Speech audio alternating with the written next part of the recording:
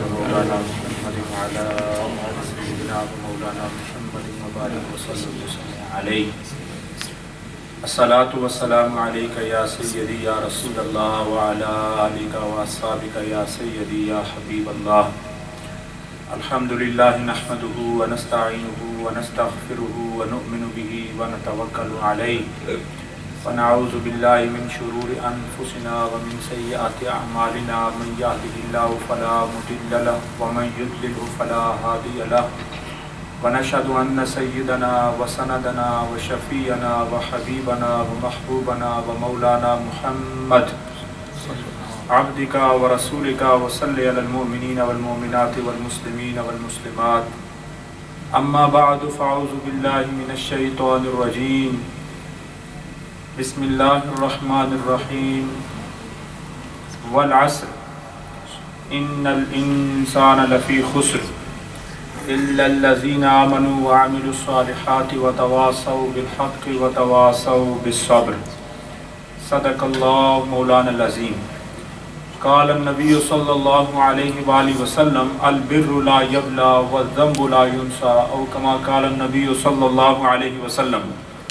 یا رب بالمصطفیٰ بلغ مقاصدنا واغفر لنا ما مضى یا واسع الکرم. محمد سید الکونین والثقلین والفریقین من عرب ومن عجم. سارے مل کے پڑھیں. مولایا صلی وسلم دائما ابدا علی حبیبک خیر الخلق کلہم. نہایت ہی عزتوں کے لائق جامع مسجد سینٹرل مسجد برمنگھم بیلگریف روڈ کے اندر آج ماہانہ محفل ایصال ثواب ہے. اس کے اندر جن جن حضرات نے حصہ لیا، خواتین و حضرات جو جمع ہیں، اللہ تعالیٰ ہم سب پہ اپنا خاص فضل اور کرم فرمائے. اس وقت اس مسجد کے خطباء، قبلہ شاہ صاحب، آئمہ اور اس مسجد کی انتظامیہ جو موجود ہے، میں دعا گو ہوں کہ اللہ تعالیٰ ان کو اس کا اجر عظیم عطا فرمائے اور علماء حقہ کا سایہ ہمارے سروں پر قائم اور دائم فرمائے. بھائی محمد علی اور بھائی مختوم صاحب نے جو یہ اہتمام کرتے ہیں ہر مہینے، اللہ ان کو اس کا اجر عظیم عطا فرمائے. اور کونسلر محمد افضل صاحب جو اس مسجد کے ایک بنیادی اس انتظامیہ کے ایک کام کرنے والے، اللہ تعالیٰ ان کو اس کا اجر عظیم عطا فرمائے.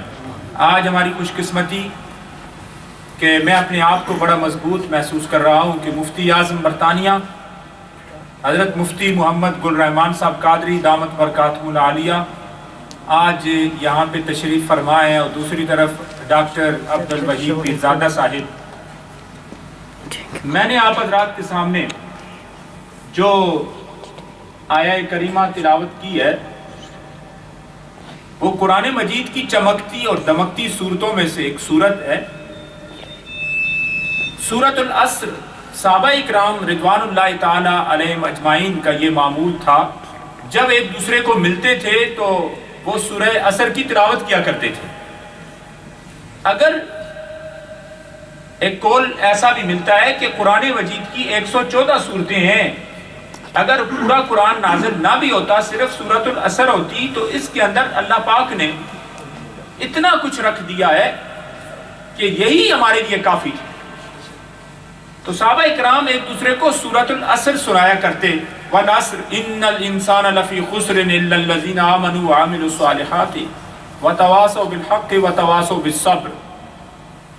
جب یہ سورت شروع ہو رہی ہے فرمایا والعصر، قسم ہے زمانے کی. اب اس قسم اٹھائی جو جا رہی ہے زمانے کی، تو اس میں مفسرین کے مختلف اقوال ہیں. فرمایا والعصر سے مراد زمانہ محبوب حضرت محمد الرسول اللہ صلی اللہ علیہ وسلم ہے. وہ زمانہ جب وحی اترا کرتی تھی، وہ زمانہ جب صحابہ اکرام نبی اکرم صلی اللہ علیہ وآلہ وسلم کے چہرے کو دیکھا کرتے تھے اور ان کو دیکھ کے کلمہ پڑھ کے مقام صحابیت پر فائز ہو جاتے تھے. اللہ فرماتے ہیں کہ اللہ ان سے راضی اور وہ اللہ سے راضی. وہ صحابہ کتنے خوش قسمت تھے کہ جو نبی علیہ الصلوۃ والسلام کے زمانہ اقدس میں اور کہا کہ خیر القرون قرنی ثم الذین یلونہم ثم الذین یلونہم. نبی علیہ السلام فرماتے ہیں سب سے بہترین میرا زمانہ ہے، میرا وقت ہے، اس کے بعد فرمایا جو سب سے قریب میرا زمانہ ہے وہ سب سے بہتر ہے. ایک بزرگ تھے حضرت خواجہ عبد الرحمن چھوروی رحمۃ اللہ تعالی علیہ. آپ امی تھے، کسی سے پڑھے نہیں تھے، اور 30 پارے درود شریف مجموعہ صلوات الرسول انہوں نے بولا کہا چنی لکھو. ان کا تکیہ کلام تھا، اور آگے جو ان کے حضرات تھے، ان کے اصحاب تھے، وہ لکھا کرتے تھے. تو آپ کے پاس رات کی روٹی بھی موجود ہے اور صبح کی بھی. تو آپ نے رات کی جو روٹی بچی ہوئی تھی وہ کھائی، صبح کی تازی نہ کھائی. تو جو آپ کے عقیدت مند تھے پوچھا حضرت آپ رات کا کھانا کیوں تناول فرما رہے ہیں، تازی موجود ہے اس وقت آپ کے پاس روٹی. کہا اس لیے کہ رات کی روٹی کا زمانہ نبی علیہ السلام کے زمانے سے زیادہ قریب ہے، اس لیے میں یہ پسند کرتا ہوں کہ رات کا کھانا کھاؤں.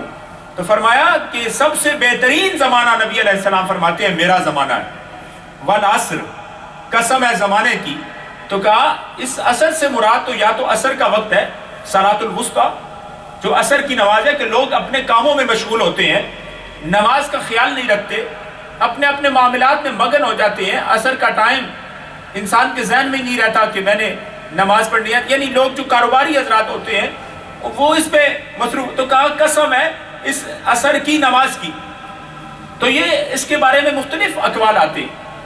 آگے ارشاد فرمایا ان الانسان لفی خسر، بے شک انسان خسارے میں ہے، انسان ٹوٹے میں ہے، خسران میں ہے، انسان جو ہے وہ گھاٹے کے اندر ہے.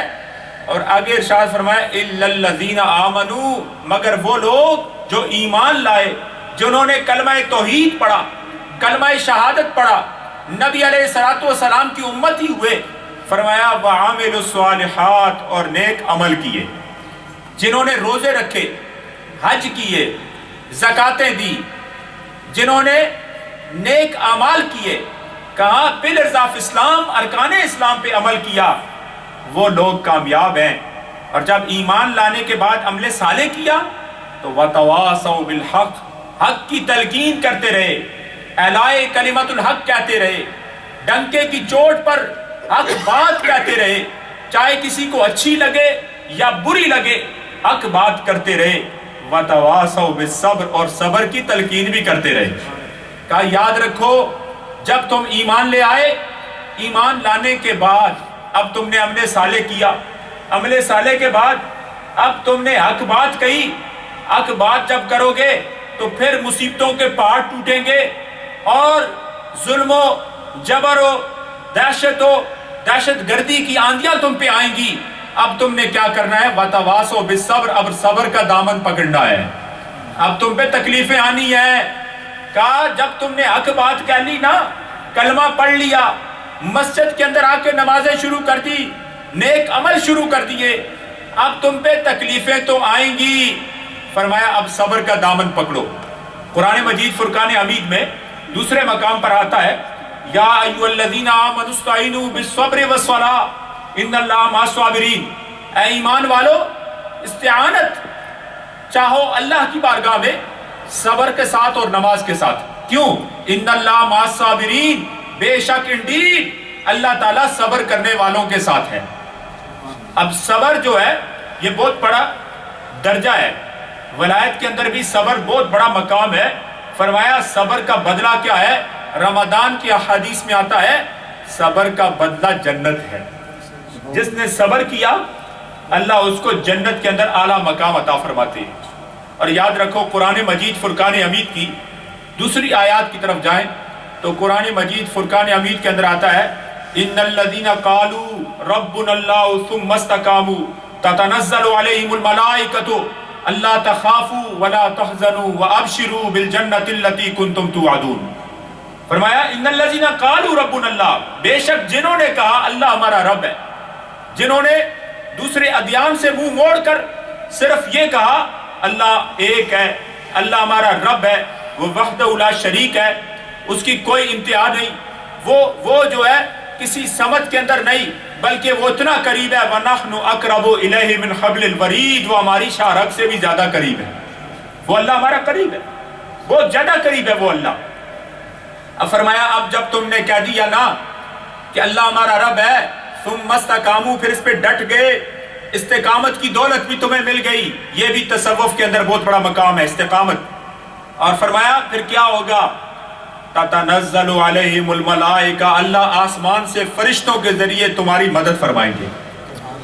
آسمان سے فرشتے آئیں گے، جیسے بدر کے میدان میں قرآن کہہ رہا ہے فرشتے آئے تھے، 5000 تک فرشتے آئے تھے، اب فرشتے آئیں گے تمہاری مدد کریں گے۔ اللہ تخافوا ولا تحزنوا، نہ خوف کھاؤ نہ ڈرو، نہ دنیا کی زندگی کے بارے میں ڈرو، نہ قیامت کی ہولناکیوں سے ڈرو، نہ قبر کے بارے میں ڈرو، اس لیے قبر میں جاؤ گے تو پھر تمہیں رسول اللہ صلی اللہ علیہ وسلم کا دیدار ہوگا اور اس کے بعد تمہیں جنت کی بشارت ملے گی، ڈرنے کی ضرورت نہیں۔ وَأَبْشِرُوا، خوشخبری ہے تمہارے لیے، گڈ نیوز، خوشخبری ہے تمہارے لیے اس جنت کی جو تمہارے لیے تیار کی ہے۔ تو یاد رکھو جب کوئی آدمی ایمان لاتا ہے، سیدھے راستے پہ جاتا ہے، تو کفر متحد ہو جاتا ہے، اور کفر اسلام کے خلاف جب متحد ہو گیا اب ڈرنے کی ضرورت نہیں، تم بس ایک ہی بات پر قائم رہو، اللہ ہمارا رب ہے، رسول اللہ صلی اللہ علیہ وسلم آخری رسول ہیں، اور ان کی سنتوں کے مطابق، جب بزرگان دین کی زندگیوں کے مطابق تم اپنی زندگیوں کو بسر کرو گے تو اللہ تعالیٰ غیب سے تمہاری مدد فرمائے گا۔ وہ اللہ ایک ہے۔ اب آئیں سورہ اخلاص کی طرف۔ قرآن مجید کی چمکتی دمکتی صورتوں میں ایک صورت سورہ اخلاص ہے، اور وہ صورت بڑی عجیب صورت، قرآن مجید کی صورتوں میں ایک سردار صورت، آیات میں آیت الکرسی سردار آیات۔ تو فرمایا کل، اے محبوب آپ فرما دیں قرآن میرا ہے لیکن زبان آپ کی ہے، واحد امر کا سیگا یہاں پہ فرمایا قل هو اللہ احد، اللہ ایک ہے۔ ایک ہوتا ہے احد، ایک ہوتا ہے واحد، واحد کے مقابلے میں اثنین بھی ہوتا ہے، ثلاثہ بھی ہوتا ہے۔ تو کہا احد اس میں جامد ہے، اللہ نہ کسی سے نکلا نہ اس سے کوئی نکلا۔ نبی علیہ الصلوۃ والسلام کی بارگاہ عالیہ میں جب لوگ آتے ہیں پوچھتے ہیں کہ اللہ کی فیملی ٹری کیا ہے، اس کا شجرہ نسب کیا ہے، ذرا بتاؤ، اللہ نے مخلوق کو پیدا کیا تو اللہ کو کس نے پیدا کیا؟ جواب دیا کہ اللہ ایک ہے، اس میں جامد ہے، نہ اس سے کوئی پیدا ہوا نہ وہ کسی سے پیدا ہوا۔ کعب بن اشرف اور سارے یہودی آئے، ڈیلیگیشن آیا، تو اللہ نے جبرائیل امین کے ذریعے ان آیات کو نازل فرما دیا اور ارشاد فرما دیا اللہ ایک، اللہ الصمد، اللہ بے نیاز ہے، اسے کسی کی حاجت نہیں، ساری کائنات کو اللہ کی حاجت، اللہ کو کسی کی حاجت نہیں۔ لم یلد ولم یولد، فرمایا نہ اس سے کوئی پیدا ہوا نہ وہ کسی سے پیدا ہوا۔ ولم یکن لہ کفوا احد، اور نہ اس کا کوئی ہمسر ہے، اس کا اللہ کا کوئی پارٹنر نہیں۔ یہ صورت بڑی عجیب صورت، اس کے بڑے فضائل اور مناقب ہے، اس حوالے سے میں آتا ہوں۔ ایک دفعہ نبی اکرم صلی اللہ علیہ وآلہ وسلم نے ارشاد فرمایا کہ میں آج 1/3 قرآن سناؤں گا، آج 10 سپارے قرآن پاک کے سناؤں گا۔ صحابہ کرام انتظار کرتے رہے، نبی علیہ الصلوۃ والسلام باہر تشریف لائے تو آپ نے آتے ہی آپ نے سورہ اخلاص کی تلاوت فرمائی، اور جب اس کی تلاوت فرمائی تو آپ تشریف لے گئے، پھر واپس آئے تو صحابہ کرام حیران ہے کہ پورا قرآن یا 1/3 قرآن یہ کیسے؟ تو نبی علیہ السلام نے فرمایا جو آدمی 3 دفعہ سورہ اخلاص پڑھ لے اللہ اس کو ایک قرآن پڑھنے کا ثواب عطا فرماتا ہے۔ جیسے دیکھیں سورہ یاسین ہے سامنے پڑھی ہوئی ہے، یہ سورہ یاسین بھی جو آدمی ایک مرتبہ پڑھتا ہے اللہ پاک اس کو 10 قرآن پاک پڑھنے کا ثواب عطا فرماتا ہے، 10 قرآن پاک پڑھنے کا ثواب مل رہا ہے اس کو۔ تو نبی علیہ السلام نے فرمایا کہ جو آدمی اس کو پڑھے گا اس کا اتنا ثواب ہے، بہت زیادہ ثواب۔ اور پھر ایک صحابی تھے مسجد قباء میں، مسجد قباء کتنی خوبصورت مسجد ہے، فرمایا کہ جو آدمی وضو کر کے گھر سے جائے، ہوٹل سے جائے اور جا کے نماز پڑھے اس کو کامل مکمل اکمل عمرے کا ثواب اللہ عطا فرماتا ہے۔ پہلی مسجد جس کو نبی علیہ السلام نے اپنے ہاتھ سے بنایا، جیسے اس مسجد کو آپ نے ہاتھ سے بنایا، اس مسجد کو نبی علیہ السلام نے اپنے ہاتھ سے بنایا اور ارشاد فرما دیا من بنا للہ مسجدا بن اللہ لہ بیتا فی الجنہ، فرمایا جو زمین پر اللہ کا گھر بناتا ہے اللہ جنت میں اس کے لیے محل بناتا ہے۔ اللہ اس کے لیے گھر بنا رہا ہے جنت. تو مسجد قباء پاک لوگوں کی جگہ، پہلی مسجد، اسلام کی پہلی مسجد، اور نبی اکرم صلی اللہ علیہ وسلم تشریف لے آئے. پھر 2 بھائی تھے سال سہیل، ان سے مسجد نبوی کی جگہ خریدی. اور وہ جگہ کیسے خریدی؟ حضرت ابو بکر صدیق رضی اللہ تعالی عنہ انہوں نے اس کے پیسے دیے تھے. ذرا غور کرو، وہ مسجد جو بنی مسجد نبوی، وہاں ایک نماز پڑھو تو 50,000 نماز پڑھنے کا ثواب ملتا ہے. وہاں پہ شاپر جبریل بھی لگتے ہیں، وہاں پہ وحی بھی آ رہی ہے، وہاں ما بین بیتی و منبری روضۃ من ریاض الجنہ بھی ہے. فرمایا میرا گھر اور منبر کے درمیان جو جگہ ہے یہ جنت کے باغوں میں سے ایک باغ. نبی علیہ السلام خود بھی آرام کر رہے ہیں، وہاں پہ خلفائے راشدین بھی آئے، وہاں ہمارے ائمہ بھی آئے، وہاں صحابہ کرام بھی آئے. آج تک اللہ کے نیک بندے اور بندیاں وہاں پہ جا رہے ہیں. تو اس مسجد کو کس نے بنایا؟ حضرت ابو بکر صدیق رضی اللہ تعالیٰ نے اس کے پیسے دیے تھے. اب جتنے لوگ نماز پڑھیں گے ان کو اس کا ثواب ملے گا. ہر نماز کا ثواب ابو بکر صدیق رضی اللہ تعالیٰ عنہ کو بھی مل رہا ہے. تو مسجد قباء کی بات ہو رہی تھی، سورہ اخلاص کی. وہاں ایک امام تھے، جب بھی نماز پڑھاتے تو نماز میں سورہ اخلاص ضرور تلاوت کرتے، سورت کے ساتھ سورہ اخلاص پڑھتے. لوگوں نے جا کے نبی علیہ السلام کی بارگاہ میں شکایت کی، کمپلین ہو گئی. بلایا، کہا بھی کیوں سورہ اخلاص پڑھتے ہو؟ تو کہا بات اصل میں یہ ہے، اس لیے سورہ اخلاص پڑھتا ہوں کہ مجھے اس میں اللہ کی صفات ہیں، سورت سے بڑا پیار ہے. فرمایا جا، تجھے اس سورت سے پیار ہے، اللہ نے تجھے جنت عطا کر دی، تو جنت میں داخل ہو گیا. حدیث میں یہ الفاظ آتے ہیں، تو جنت میں داخل ہو گیا. اب سورہ اخلاص کا کتنا بڑا مقام، یعنی کوئی حافظ قرآن نہیں ہے تو اس کو بھی سورہ اخلاص یاد ہے، مجھے بھی یاد، آپ کو بھی یاد، سب کو سورہ اخلاص یاد ہے. اور ایک اور تھے عائشہ صدیقہ رضی اللہ تعالی عنہا، عائشہ فرماتی ہیں کہ ایک لڑائی تھی، نبی علیہ السلام نے ایک امیر بنایا، کہا جاؤ اور اس جو لشکر اسلام ہے اس کے تم کمانڈر ہو. اب وہ گئے نماز پڑھاتے تو ہر رکعت میں سورہ اخلاص پڑھتے. قل هو اللہ احد اللہ الصمد لم یلد ولم یولد ولم یکن لہ کفوا احد. تو اب جب وہ واپس تشریف لائے تو صحابہ کرام نے کمپلین کی، نبی علیہ السلام نے بلایا، کہا بھی کیوں یہ پڑھتے ہو؟ تو انہوں نے کہا اصل میں بات یہ ہے کہ مجھے اس سورت سے پیار ہے کہ اللہ کی صفات کا ذکر ہے. تو نبی علیہ الصلوۃ والسلام نے ارشاد فرمایا تجھے اللہ سے پیار ہے تو اللہ کو تجھ سے پیار ہے، اللہ کو تجھ سے محبت ہے کہ تو اللہ کی محبت میں یہ سورت پڑھتا ہے. حضرت ابو ذر غفاری رضی اللہ تعالی عنہ آپ تشریف لائے تو اتنے میں حضرت جبرائیل امین بھی آگے نبی علیہ السلام کی بارگاہ. جبرائیل امین نے کہا یہ ابو ذر غفاری ہے. تو حضور علیہ السلام نے فرمایا تم ان کو کیسے پہچانتے ہو؟ تو کہا زمین والے اتنے نہیں پہچانتے ابو ذر کو جتنے آسمان والے پہچانتے. پوچھا یہ کیا وجہ ہے اس کی؟ کہا اصل میں بات یہ ہے کہ یہ اپنے آپ کو چھوٹا سمجھتے ہیں، ہر کسی سے اپنے آپ کو کیا سمجھتے ہیں؟ چھوٹا سمجھتے ہیں. یاد رکھیں آج لڑائیاں کیوں ہیں 2 ملکوں کی؟ آج سیریا کی لڑائی کیوں ہے دنیا کے ساتھ؟ آج ہر 2 ملکوں کی کیوں لڑائیاں ہو رہی ہیں؟ کہ ہر آدمی اپنے آپ کو بڑا سمجھتا ہے. شیطان نے بھی اپنے آپ کو بڑا سمجھا. آج ایک گھر کے اندر اگر 2 جو گھر میں رہنے والے خاوند بیوی وہ اگر ایک دوسرے کا احترام کریں اور ان کو مقام دے تو پھر لڑائی ہی ختم ہو جائے.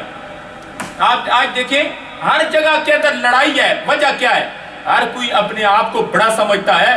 تو کہا بات اصل میں یہ ہے ابو ذر غفاری اپنے آپ کو بڑا چھوٹا سمجھتے. اور دوسری بات یہ ہے یہ سورہ اخلاص کی زیادہ سے زیادہ تلاوت کرتے، اس لیے اللہ کی مخلوق جو آسمانی مخلوق ہے وہ ان سے بڑا پیار کرتے.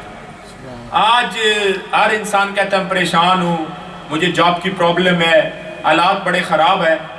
تو سورہ اخلاص کے حوالے سے یہ کتابوں میں احادیث مبارکہ ملتا ہے کہ ایک صحابی گزرے ہیں حضرت سہل بن سعد الساعدی رضی اللہ تعالی عنہ، فرماتے ہیں کہ میں بیٹھا تھا، اتنے میں ایک عرب میں سے کوئی بندہ آیا نبی علیہ السلام کی بارگاہ میں اور اس نے آ کے عرض کیا یا رسول اللہ صلی اللہ علیہ وسلم دنیا کی مصیبتیں مجھ پہ آ گئیں، ہر طرح کی تکلیف ہے، مالی طور پر آسودگی نہیں، حالات بڑے خراب ہیں، مجھے کچھ بتائیں.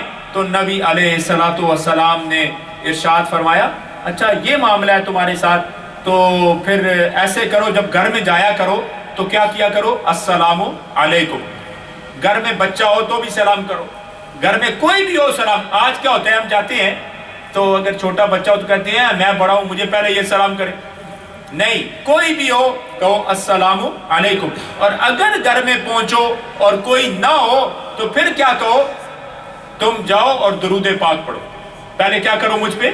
درود پاک سارے پڑھیں، اللہم صلی علی محمد وعلی آل محمد کما صلیت علی ابراہیم وعلی آل ابراہیم انک حمید مجید، اللہم بارک علی محمد وعلی آل محمد کما بارکت علی ابراہیم وعلی آل ابراہیم انک حمید مجید۔ درود پاک پڑھنے کے بعد سورہ اخلاص پڑھو۔ نبی علیہ السلام نے فرمایا پہلے درود پڑھو پھر سورہ اخلاص پڑھو۔ اب جب اس نے یہ پڑھا، یہ وظیفہ کیا، کہتا ہے میں اتنا امیر ہو گیا، اتنا امیر ہو گیا کہ میرے جو نیکسٹ ڈور نیبرز تھے، میرے جو پڑوسی تھے، وہ بھی میرے مال سے جو ہے فائدہ اٹھانے لگے۔ یہ نسخہ، یہ پرسکرپشن ہمیں بتائی ہے حضرت محمد الرسول اللہ صلی اللہ تعالی علیہ وآلہ وسلم نے۔ تو آج یہ ماہانہ محفل ایصال ثواب جو آپ جس کا انعقاد کر رہے ہیں، اللہ آپ کو اس کا اجر عظیم عطا فرمائے۔ یہ محفل ایسی محفل ہے کہ اس کے اندر ہم انسان تو کم ہیں، لیکن ملائکۃ السیاحین جو فرشتے ہیں وہ اس کے اندر زیادہ موجود ہیں، اور وہ فرشتے اتنے زیادہ موجود ہیں کہ جس کا جو ہمیں نظر تو نہیں آ رہے۔ تو یہ اللہ کی طرف سے گولڈن چانس ہے کہ بہت سارے لوگ ہیں جو باہر اس وقت پھر رہے ہیں، لیکن اللہ پاک نے کرم کیا کہ ہمیں اپنے گھر کے اندر بیٹھنے کی توفیق عطا فرمائی، بیٹھنے کی توفیق۔ اور جس نے جس کو بلایا، ہمارے بھائی علی نے جیسے ٹیکسٹ میسیجز کیے، ہمارے بھائی ہیں جن حضرات نے کوشش کی ہے اس کے اندر، جتنے خواتین و حضرات آئے ہیں تو ان سب کا ثواب آپ کو مل رہا ہے، اور جتنے حضرات یہاں پہ موجود ہیں ان کو ثواب مل رہا ہے۔ اللہ تعالیٰ آج کی اس محفل پاک کے صدقہ سے ہم سب پہ کرم فرمائے۔ وما علینا الا البلاغ المبین۔